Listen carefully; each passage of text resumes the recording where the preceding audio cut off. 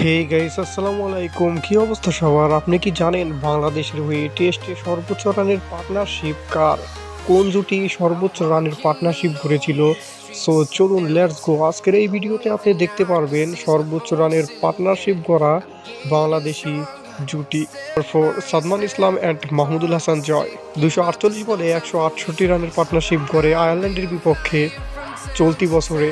Number 3, Imrul Kayes and Tamim Iqbal 231 বলে 185 রানের innings বা পার্টনারশিপ গড়ে ইংল্যান্ডের বিপক্ষে 2010 সালে। অসাধারণ এক পার্টনারশিপ, তাছাড়া তারা দুজন অসাধারণ opener. Number 2, Imrul Kayes and Tamim Iqbal 2014 সালে 383 বলে 224 রানের অসাধারণ পার্টনারশিপ গড়ে জিম্বাবুয়ের বিপক্ষে 2014 সালে। তারা দুজন অতুলনীয় বা অসাধারণ পার্টনারশিপ বলেন বা ওপেনার বলেন, আমার কাছে খুব ভালো লাগে। At number 1, Imrul Kayes and Tamim Iqbal 312 রানের পার্টনারশিপ করে পাকিস্তানের বিপক্ষে 2015 সালে 457 বলে। এটাই হাইয়েস্ট বা সর্বোচ্চ রানের পার্টনারশিপ টেস্ট ম্যাচে। আদৌ কি ভাঙতে পারবে এই পার্টনারশিপ? আপনি কি বলেন?